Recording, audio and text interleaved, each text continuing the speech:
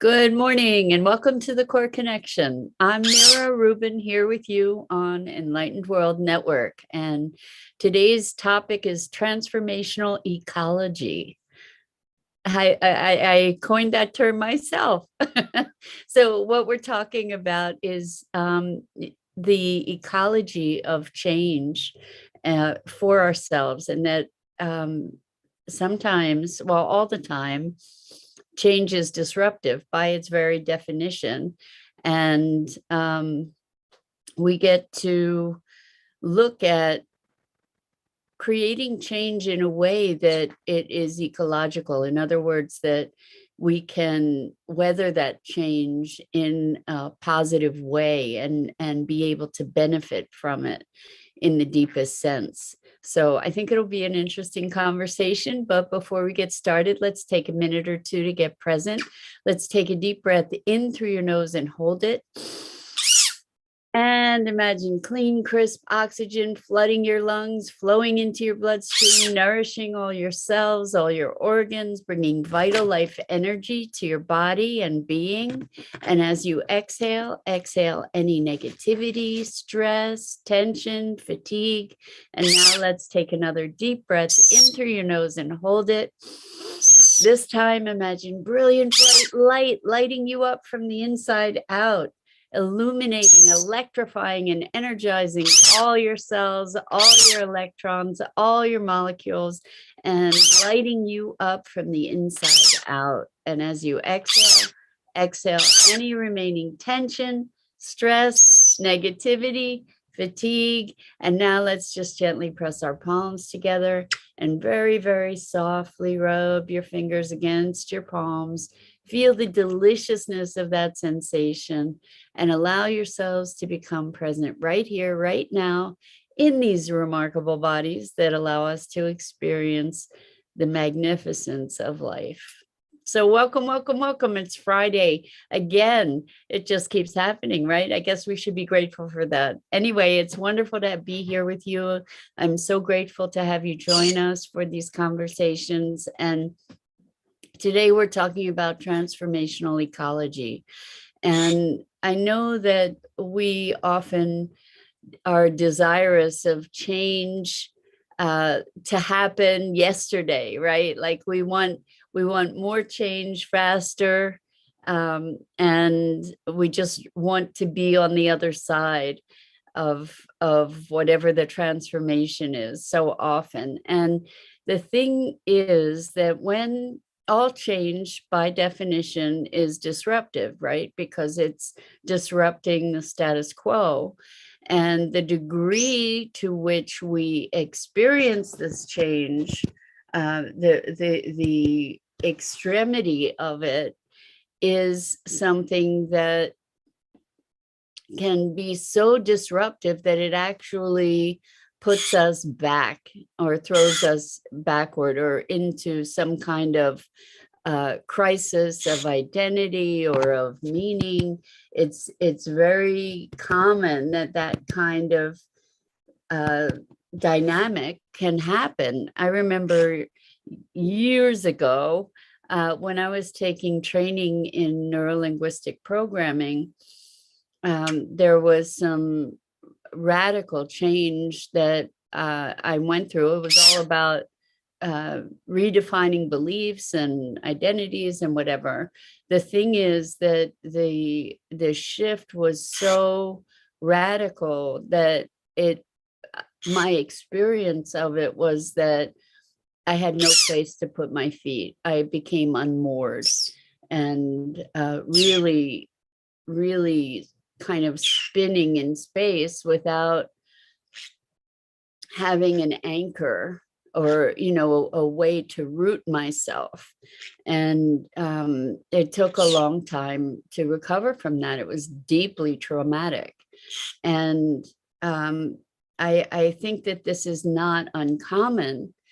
When we look for change, we don't necessarily calibrate to the consequences and the repercussions. Good morning, Rosalind. So good to have you here with us. Thank you for chiming in.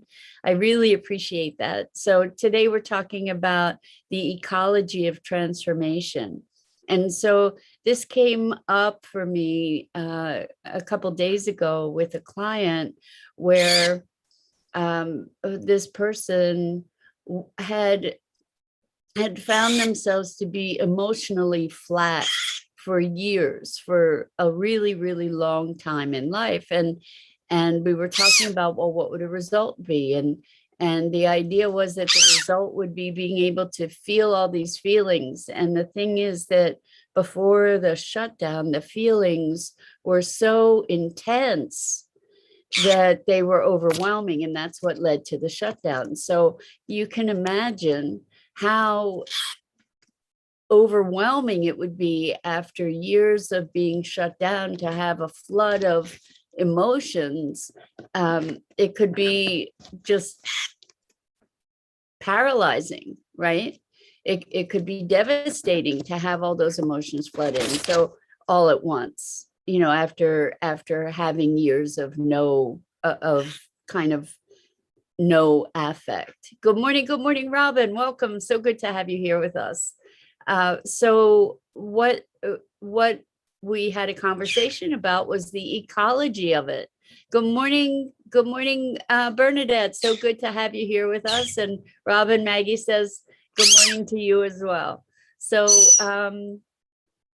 we're talking about transformational ecology, that there is a degree of change that stretches us without breaking us. And then there's a degree of change that stretches us beyond the breaking point.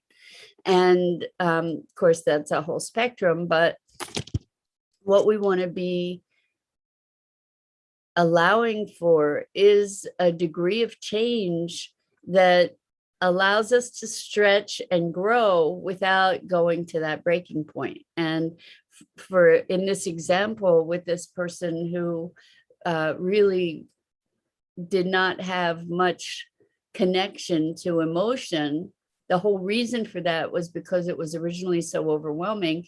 Do we want to be creating this flood of emotion? No, right? Because that it was a flood of emotion that created the initial flatline, so to speak. So what we want to be able to do is to open a channel for that emotion to flow through more gently, to maybe start out as a trickle, or, just to be able to move easily into that. You're not going to go from 0 to 190 all in 3 seconds. You don't want to do that, because all of a sudden you're in a static place, and then all of a sudden the world is whipping by at a speed that you can't calibrate to, right? So I'm wondering if you've experienced those kinds of changes in your life, transformational changes that ended up being really disruptive. It's interesting because I always used to be, I'm cautious whenever I use that word always, but I tended to be the person that I want the extreme, I want to just knock it all down and emerge from the rubble. The problem was that I was in the rubble, that it was not a controlled, I forget what it's called, but a controlled takedown. It was just like, poof, clear the plate, and now what? And with that clear plate, I hadn't necessarily put things in place to support me in that change. It's just like, okay, now, you knock down everything around you, now you get to rebuild, but there was like no place to see, to start rebuilding from. And so as an example, for instance, let's say someone is in uh, uh, an abusive relationship. Well, on the surface, we would say, okay, this person's in an abusive relationship. Bernadette says you allowed it to collapse on you. Now, I actually blew it up and it collapsed on me for sure at the time, Bernadette, for sure. You know, it was willful. I blew it up. You know, I'll take ownership of that. I blew it up and got buried under the debris, I think, what happened. Anyway, for instance, in an abusive relationship, let's say someone's in an abusive relationship and the person, the abuser, is also the person who is responsible for financial support, right? And if there aren't resources, if there's not a strategy or a plan to just blow that up, could really end up being horribly, horribly devastating. You know, so to be instead looking at a strategic exit and setting up support systems for an exit, that makes a whole lot more sense. Now, people don't always have that option, for sure, but making preparations so that that transition can be more ecological is a really powerful and important thing. And so, you know, even in looking at changes of life, to be saying, I want that now. If we look at whatever it is that we're desiring now, I think it's really important to look at, well, what would the fallout be? And not to avoid the desired outcome because of the fallout, but to be able to potentially manage the fallout. So just a real simple circumstance for me as an example, you know, I would like to be able to, my intention is to have an RV and do RV life for a while. And the apartment that I have is filled with all kinds of stuff. And so if I'm intending to set myself up well for the RV life, what I get to do is to get my house in order and pare down my belongings and make some choices now, so that when I have the opportunity, I don't need to be hurried and then make decisions that wouldn't best serve me, right? And so there's change on all kinds of levels that we get to prepare for. And the idea is to be respectful and gentle to ourselves in this process of change. Now, change, as I said, is by its nature disruptive, but we can make it so that we're not buried by the debris of the disruption that we've created.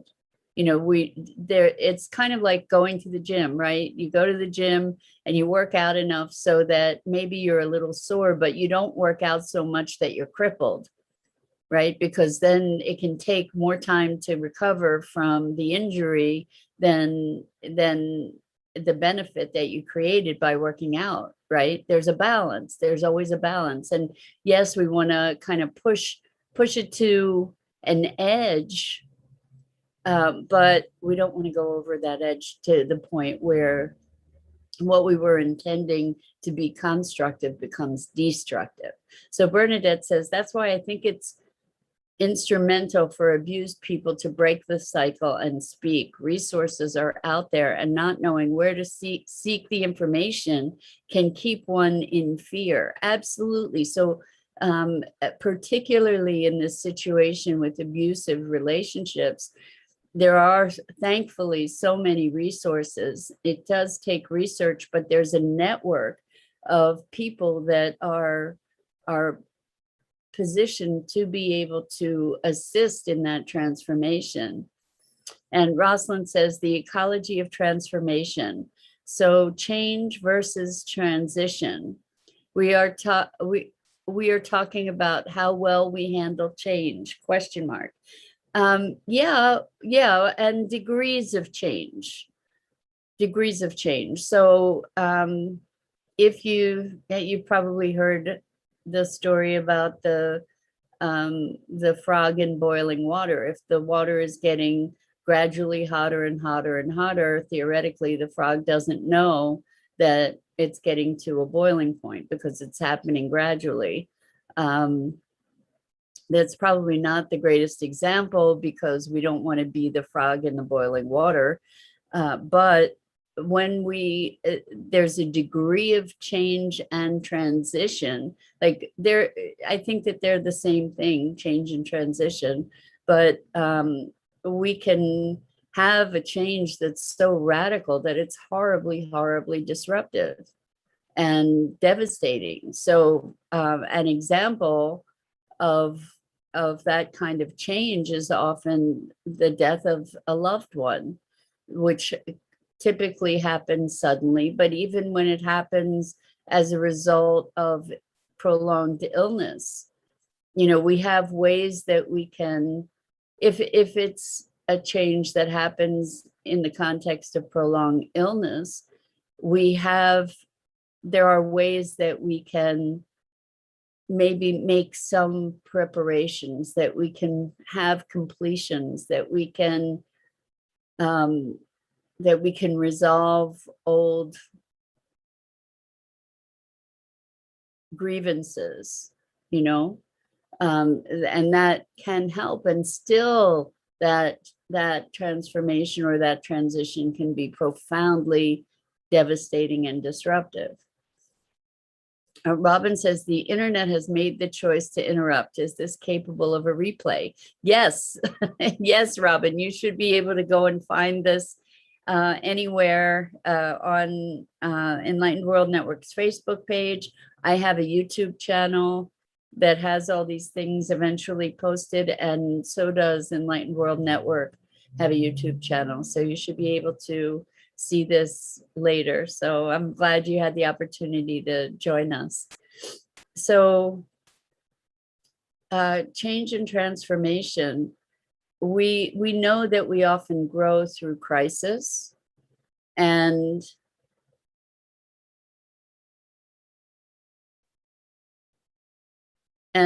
that those crises can be a profound life turning point. And there's tremendous value in that. And in the process of going through those radical transformations, we often really fall apart, right? And in order to be building ourselves back anew, falling apart is part of it, right? But the work that I do with people, the core connection work, because it's guided by the person's inner intelligence, I believe is typically more ecological because it's driven by their own knowing. So their awareness, whether conscious or otherwise, of what their tolerances are. We want to bend to the point where we're stretched, and when we come back from that stretch, we're somebody new, but we don't necessarily want to bring on the breaking. And life brings that on anyway sometimes, right? Good morning, Lisa. Welcome. It's so good to have you here with us. So we're talking about transformational ecology. And part of this is allowing for gradual change. And even in gradual change, it can be pretty radical, it can be pretty dramatic. But if we take someone who has been depressed their whole life and then all of a sudden throw them into an experience of being joyful, what I've seen is that it's joy is like a muscle too. And these practiced behaviors and emotions of depression,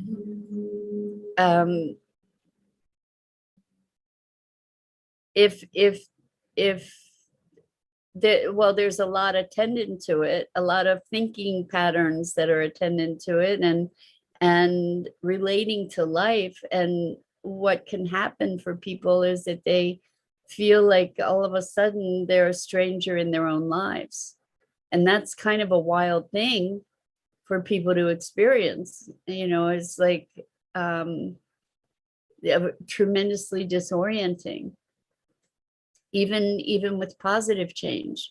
We see that, for instance, with people who win the lottery a lot of times.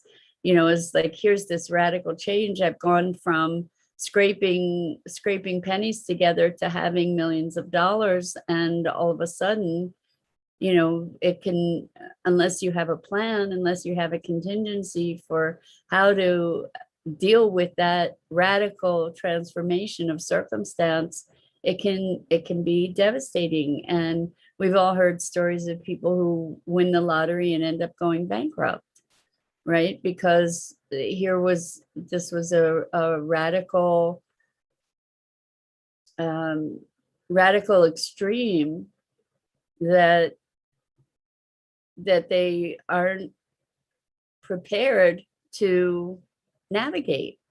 So Rosalind says, intentions don't always lead to an outcome you desire. Boy, oh boy, I know that. So can you focus on one thing, find success in that, then move to the next thing? Well, I think that there's a lot of merit to putting focused attention on your intentions, and your desired outcomes. I think there's a lot of value on focusing our energy. And life doesn't always permit for just the one thing at a time. I don't know about you, but I've experienced that, where there are demands that require attention in different directions sometimes. And that said, I'm one of the I don't know if I still do this, but I used to be the person who would eat one thing on the plate at a time. So if I had the protein, the vegetables, the starch, for example, I would eat one thing at a time in the past. And I find that when I am able to have focused attention, I can be more productive. And that focus happens sequentially, because there are all different things that I'm engaged in, and they all require attention. I think it is probably more productive, for me anyway, to be immersive in something, but I don't always have that luxury. So I guess it's about how much time and attention we put to something before moving to the next. Trying to juggle a whole bunch of things all in the same moment, it can be deeply counterproductive. So at least in my experience. So finding our edge, I guess that's really what this conversation is about. To be allowing ourselves to expand to the edge without going over the edge. Because going over the edge, I've been there. I've been there a bunch of times. I used to pursue that going over the edge. And I ended up pretty banged up for it, you know, emotionally, psychically. What I found was it wasn't the most effective or efficient modality or process for me in terms of change, because I spent so much time recovering in the past. And so I you know, it's interesting because in a way I'm talking about moderation, or I'm talking about really being circumspect, to be looking at the consequences of our desires and our intentions and our choices. Because a lot of times we think about, well, just an easy, obvious example, I want to be rich, right? And then what happens when we're rich? We think that, oh, that's going to change everything. And in fact, we're taking ourselves along with us, right? Or I want to have, you know, a body that looks like this, that, or the other. Or I want to, you know, a lot of times we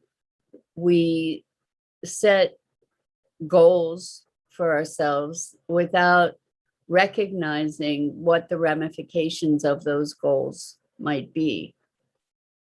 And oftentimes when those things arise, we can be ill prepared.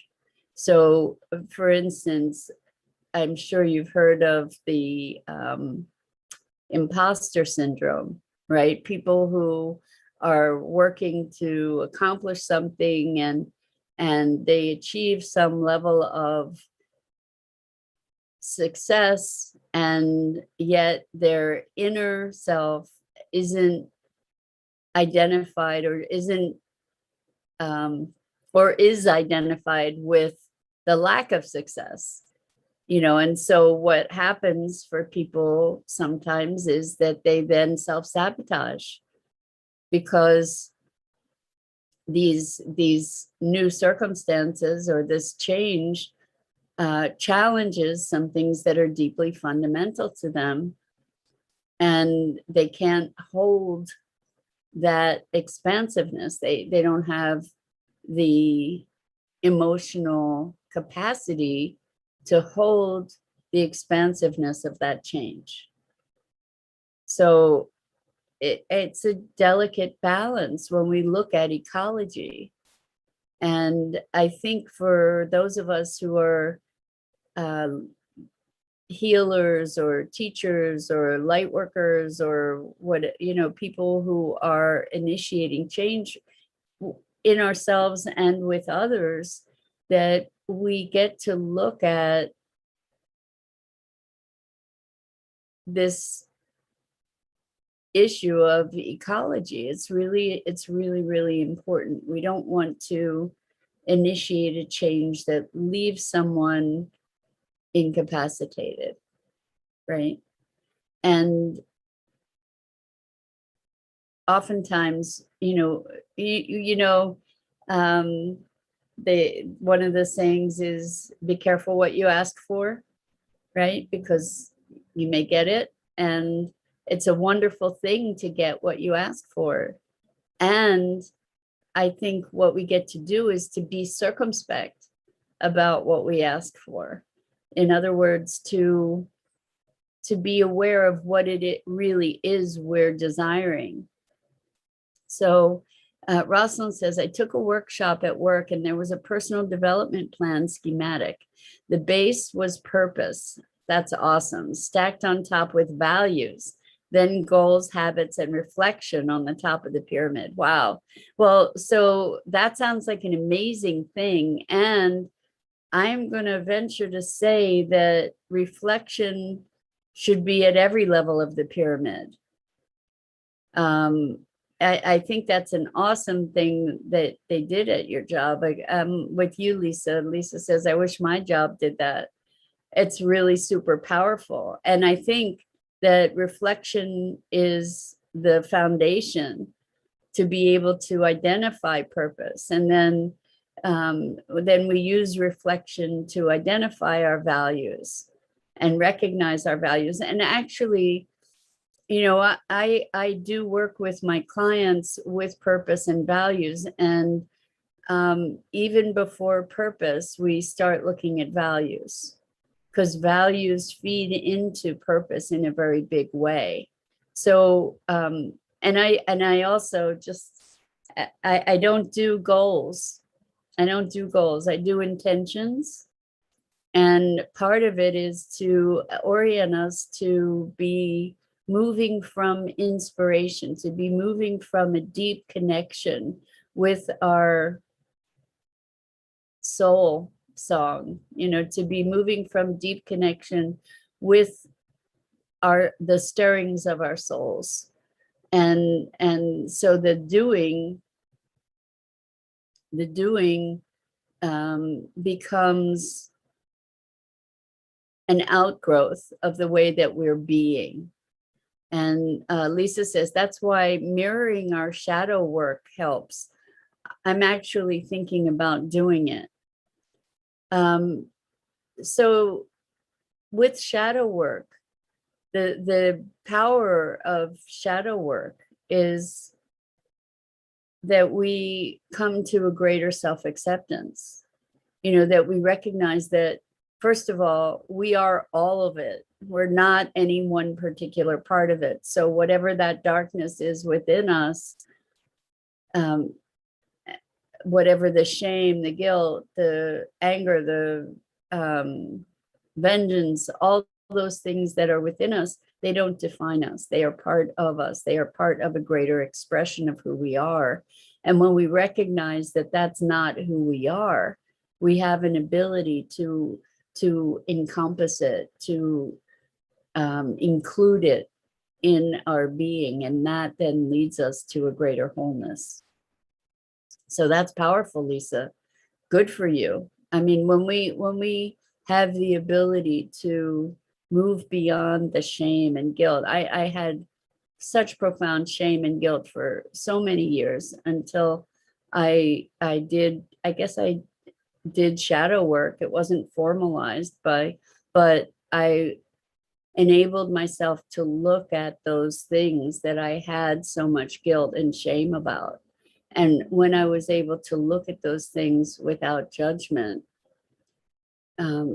massive transformation took place. And so I think that's available to all of us. When we deny those parts of ourselves, when we ignore them, that's when the darkness deepens. So anyway, this is Friday, and I think we're gonna call it a morning. And I'm so grateful to you always for these wonderful conversations and your willingness to show up and be so vulnerable. It's super powerful. Lisa says, I've done a lot of self-work, but there's still something holding me back. My life has been tough, and there's still a piece getting me. So Lisa, be patient with yourself, because there's always a piece. There's always a piece. No matter where you are, there's always going to be something that could shift to lighten the load and grow further. There's always something. And congratulations to you for moving through all the tough stuff that you've moved through. It's super, super powerful. And as long as we're alive, we get to keep growing. When we stop growing, that's when we start dying. At least that's my perspective. And yeah, so it takes courage. And it is a hero's journey for sure. Bernadette says, have a wonderful day, everyone. Happy Thanksgiving to those who celebrated this weekend also. I didn't know that there was a Thanksgiving celebrated this weekend. Rosalind says, thank you for inspiring us to ask ourselves questions. There's so much power in questions, Rosalind, and that's because our mind wants to answer them, right? So when we ask ourselves good questions, then that can direct us into powerful growth. Lisa says, can't go over it, can't go around it, have to go through it. It's the truth. It's the truth. And on that note, I'm Mira Rubin. This is the Core Connection, and I go live each weekday morning here on the Enlightened World Network Facebook page. Oh, Bernadette, okay, in Canada. Awesome. So happy Thanksgiving to the Canadians. That's beautiful. Thank you for that. And I encourage everybody to check out the other awesome programming on the Enlightened World Network Facebook pages. There's Enlightened World Living, EWN, One with the Earth. And I just am so grateful to you. Be alert, ask yourself questions, ask yourself good questions that'll forward you, that will inspire you to grow. And I wish you a wonderful, wonderful weekend.